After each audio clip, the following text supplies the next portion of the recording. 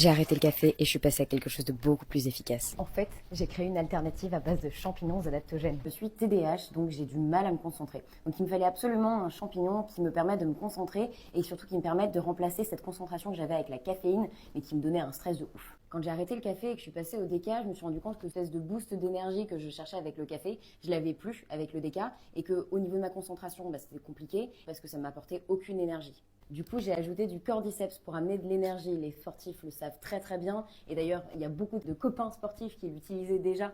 Et donc, quand je leur ai parlé de ma boîte, ils m'ont dit « Ah, mais attends, mais c'est trop bien, moi aussi j'en prends déjà du cordyceps. » Et ensuite, du chaga et du reishi pour faire baisser mon anxiété et mon inflammation. Parce qu'en fait, j'avais de l'acné, ce qui était signe d'inflammation dans mon corps. J'avais des problèmes de crise de panique, d'anxiété généralisée et ça me bouffait la vie. Et donc il fallait absolument que je trouve le moyen de faire réduire le cortisol que j'avais, que je produisais.